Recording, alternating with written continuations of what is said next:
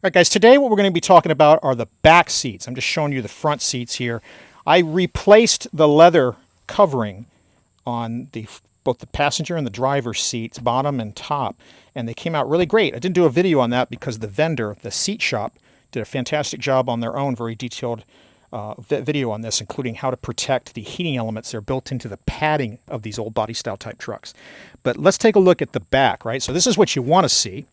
And then if we open the back door, we can see the problem we've got in the back, right? So it's definitely in need of replacement.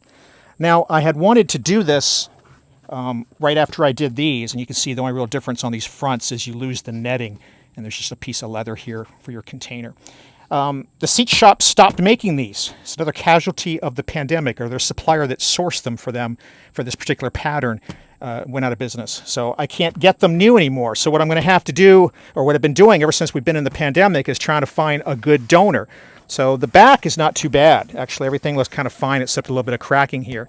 But this part is really bad. And you can see there's a little bit of a tape outline where I had taped over something to protect the padding underneath. What you want to make sure is you don't get this padding chipping off, because that's something else that's even harder to find. A lot of the ones at the salvage yard will be full of mold and that sort of thing. So what I'm going to show you how to do is fix this problem, and then when we get to a point, and this is a 60/40 back seat, a middle seat rather, on this 99 Suburban, the old body style type design. So you got the front buckets, a middle 60/40, and then a rear bench. So the rear bench is fine on this truck. All you got to do on this is lift this guy up, right? And what you'll find is this style design is common with the Yukon and the Tahoe, but it's not the same part. The Suburban's part is unique. But everything I'm showing would apply to both trucks, but the part I'm going to do is unique to the Suburban. For example, these headrest retainers for when you fold these seats down, you take your headrest from up here, you would take it off of here so you could fold it down and store things, and it would sit here temporarily. What you'll find on the Yukon and the Tahoe are these mount points are more like this, for example. So to get this guy off, we're just going to lift up this Velcro piece of carpeting. You can see there's pieces of foam tied out on that. And we've got 4 10mm bolts. I think they're 10. Yeah, 4 10mm bolts that we're going to take off and separate the bottom half of the seat from the rest of the seat assembly. So I'm going to pop my 10mm into my, hopefully I got enough juice in the electric ratchet here. We will find out very quickly if that's the case. And we're going to take those 4 10mm bolts out. And then I'll show you the options you have.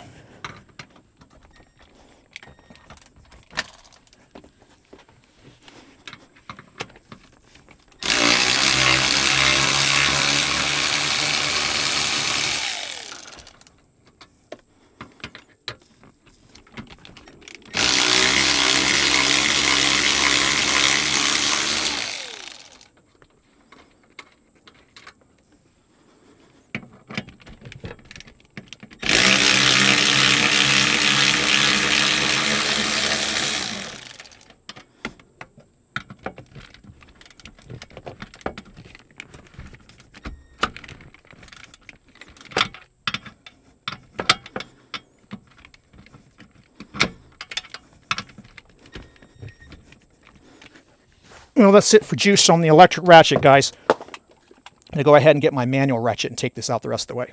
All right, guys, I've got this last bolt out with the manual ratchet. And with that out of the way,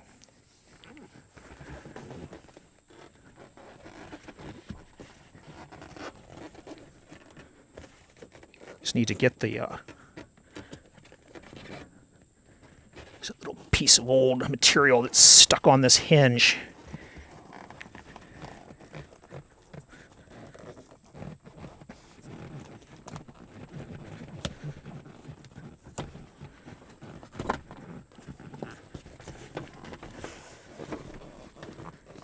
Block your view for just a second. What's funny is I did not encounter this on the donor vehicle. All right. Now this whole thing just comes out. Now, you might just elect to just take a donor and replace this whole thing. But you can see this is bare steel under here on mine. and it's in actually pretty good shape for being over 20 years old. A lot of them I've seen are completely corroded and have black mold and mildew in this padding. And so what I've elected to do is just take this leather off of this, very similar to the replacement that we did on the fronts. And it seems like what happened here is this is just some leather piece that sat on that hinge and ended up just sticking to it over time. There's no adhesive or anything specifically here, just an unexpected problem. So we're going to set this thing down. I'm going to show you how to separate the leather surface from the frame. All right, guys, so let's start getting this off, right? So there's no hog rings holding the rear on, unlike the front. So we just need to kind of bear down on this to get some slack to let these little slide connectors come off the sides. All right, so sometimes I see this sewed on in such a way that it hooks up under here. On this one, and it's probably just because of different suppliers to GM, this one is sewed on this way and instead is used to hook on to a piece that's on the bottom of the carpeting. You know, like fit it back in there. You know, like so. So might find two different types. So this type we don't have to unhook from here. We're going to pull that back a little bit more. The next thing we've got to separate out is, remember we were talking before about these retainers to stow the headrest when you have the seats down. If you look down here, you can see those protruding out, at least this one. There's one here, and then there's one way down over here. Maybe you can see it down there. All right, and to get those out, I'm just going to use a block of wood. Try to get it like this.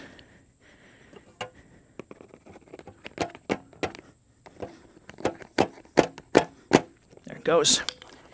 Just kind of keep the carpet out of the way. They just are friction fit. They got a key on them, and then they've got some teeth like any other Christmas tree type connector. So there's that one. And then we're going to move our wood over to this other guy. So fold this up on this side. You guys can see it come out a little easier.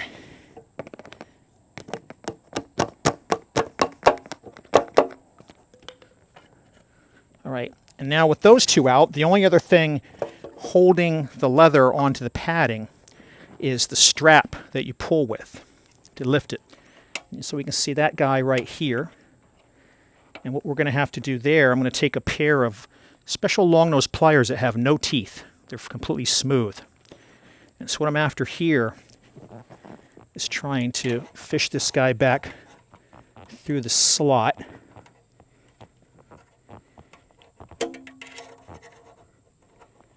Like that. And then slip him off. And then if I reach down underneath, I can pull him out. So the fold with the sewing is going to be facing towards the back of the vehicle. Right, so we got that out now. Now with that removed, it's just a matter of kind of peeling this guy off.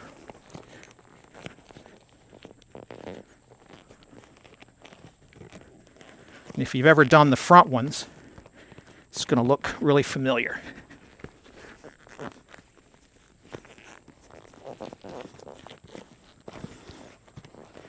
And if you know, when the people made these, it was really convenient to just replace the cover. So what you've got here is a bunch of really strong Velcro that we're going to try and separate without ripping the padding.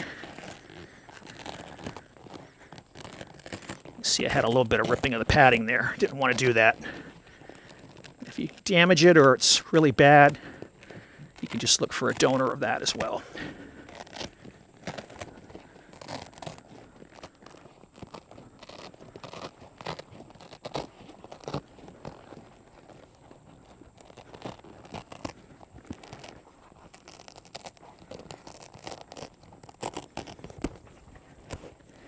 Okay, at this point,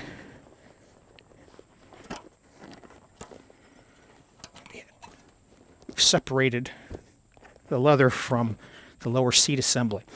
So let me show you what we're going to replace this with.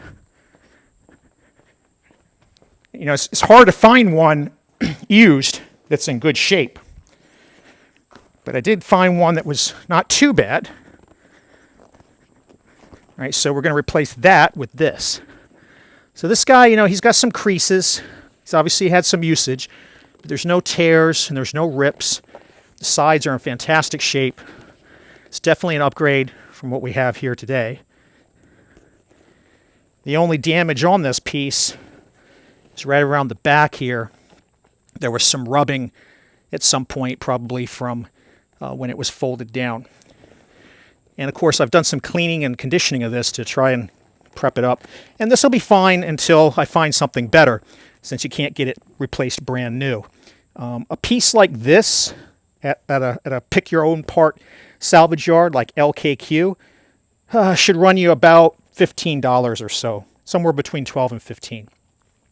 If you take this whole assembly, if you happen to have this on a whole assembly and you didn't have any corrosion or mold or mildew on the padding, that should run you about $16 to $20. So it's a pretty inexpensive repair. So to get this guy back on, we're just going to reverse the process that we just went through.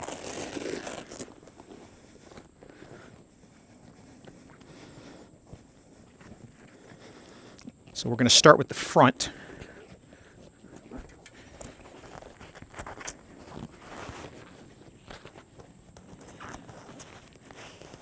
Now you see this design was the other type I was talking about that's actually going to hook under the metal and instead uses a Velcro piece to hold its carpeting.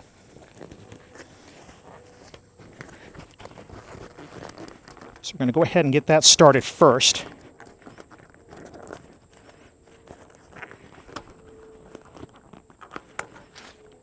Can.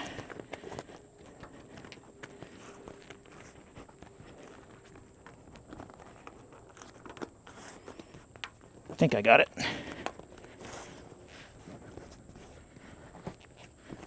And we're just going to start pulling it around the padding.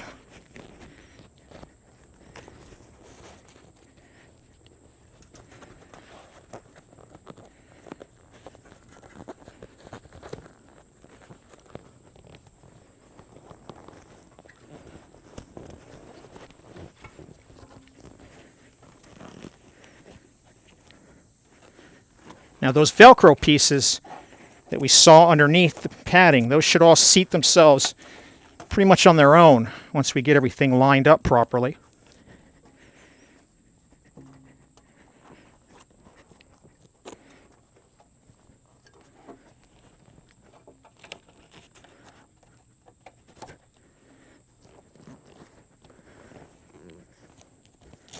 Hold that there temporarily.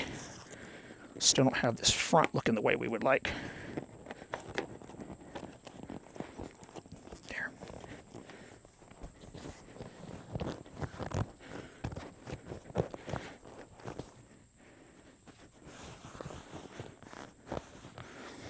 So now what we'll do is we'll get our alignment for this back piece with the stowage for the headrests.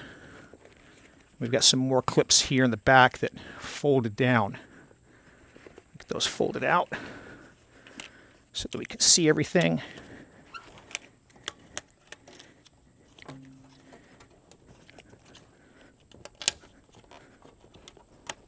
There's that one.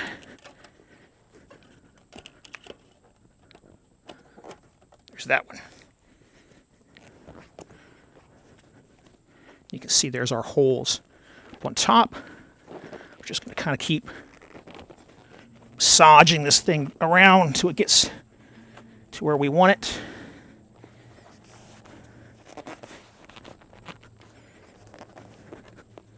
And then we can position these guys. So remember, they're keyed on the top, and there's a notch in the steel right there. So the key piece faces up. Just make sure you don't pinch the leather with it. We won't hammer them in yet until we're sure we've got everything else seated properly. All right. Feels like it's mostly in place. Now we need to find our pull strap. opening.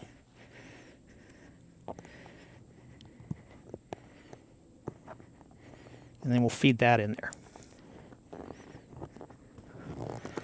So we use this guy to make sure that we found it. So there's our pliers right there, right? So we know that we found it.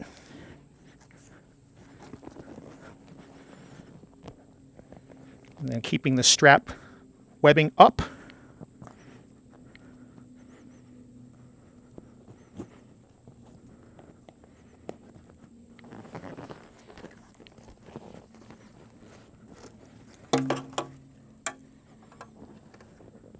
Right, so there he is.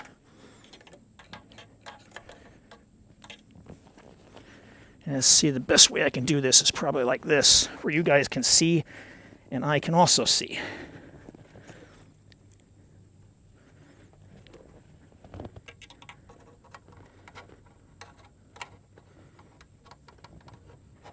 First, just want to get it wrapped around this thing.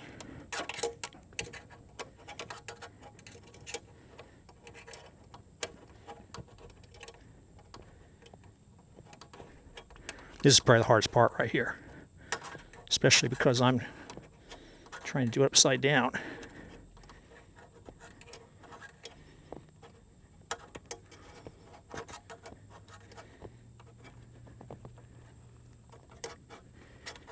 All right, well, I might put that off for a minute because I really don't think I'm going to be able to get that where you guys can see me while I get it. So the only other thing I'm going to be doing is I'm just going to be massaging this all around to make sure that I've got all of that Velcro where it's supposed to be. Now, something else I want to show you before we mount it back. You might be wondering, you know, what you would use to try and clean the replacement one. I'm going to show you that, right? So you start first with just some soap and water to get the big pieces of debris off. The second thing I use is this leather degreaser from Leather Masters. And I'm not promoting these products per se. I'm just showing you these are things I've used that don't damage this type of GM leather. Now, something like this, it's a rattle can. I'm just going to put a small piece on here. It's got some fumes to it. But what this is going to do is this is going to get rid of sweat and butt juice and things like that that have gotten into the leather. It turns white as it chemically converts the human fats and other organic material that have gotten into the leather. You normally would leave this on for a couple of hours if it's white like this. If it's kind of yellowish, they recommend you leave it on overnight. And then when you take this off, that powder basically removes the fats and skin oils from the leather. The second product I really like is called Leather Honey, the cleaner version. And something like this you would use after you've felt like you've gotten rid of all of the grease and kind of black staining from that. You can just put a damp amount of this on a microfiber towel, and this is great for taking off crayon stains, marker stains, bubblegum stains, Coke stains, orange juice stains, you name it. This is a nice gentle product that'll take that off and it won't hurt the dye that these suppliers to GM were using at the time. And then when that's all wrapped up and done, the last thing I put on there is Armor All Leather Care Protectant.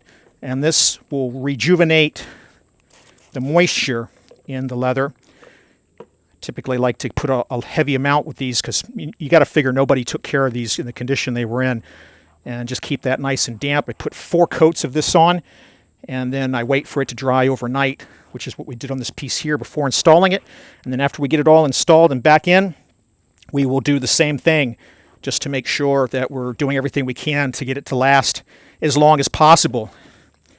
So, other than getting that strap back in, we're ready to reinstall this guy.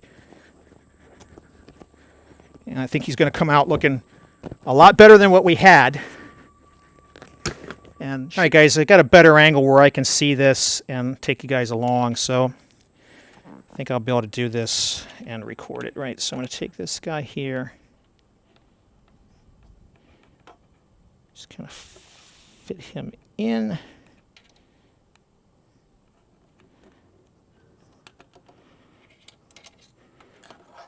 Can't find a really good home for the flashlight. Let me see if we can just put him up like this.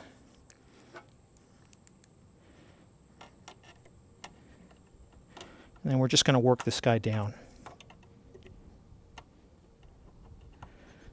till we can get the other end in as well.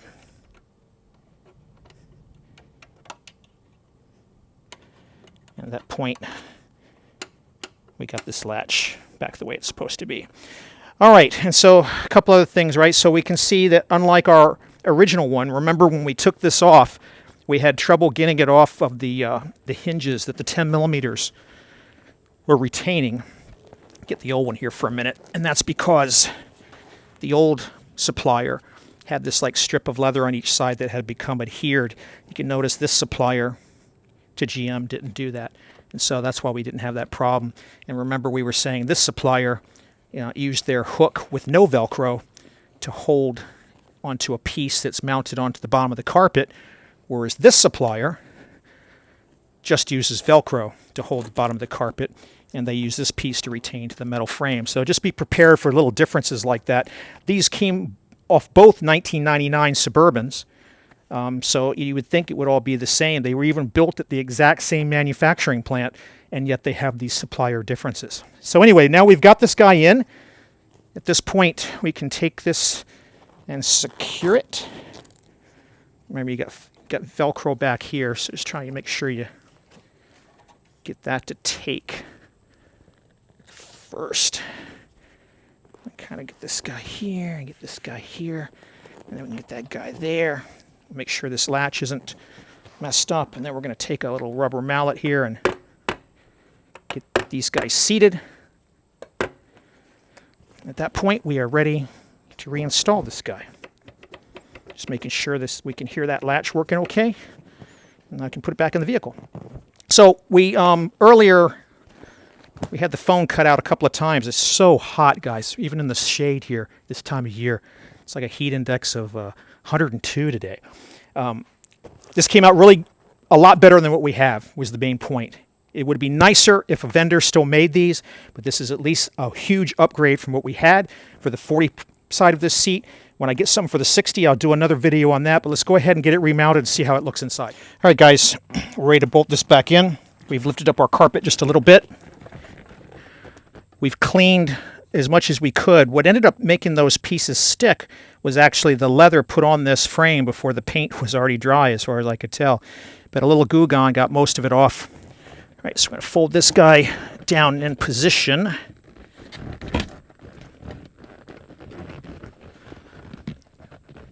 Try to get one of these lined up on this side first.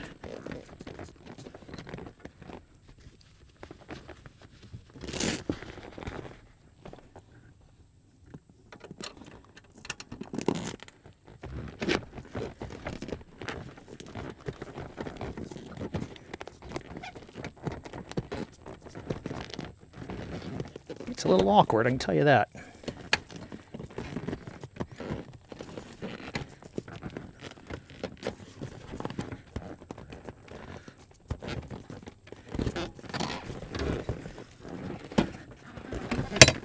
Well, you know, guys, I can't film this because I got to get all the way in the seat and the camera's sitting here. So let me get this started and we'll come back. All right, guys, sorry about that. You know, it's very cramped in here in order to get these guys in. The only thing I'll tell you to point out is with this type of style, just want to make sure you do not get the leather crimped under the hinge. If you have the other style, you definitely do want to get the leather tab under the hinge. But with this style, you don't want to do that. All right, so these guys are going to be torqued to 13 foot-pounds on both sides, all four of them. And that'll be the last thing we need to do.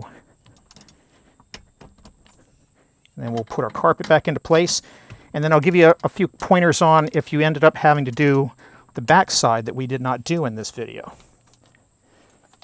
So bring this carpet down.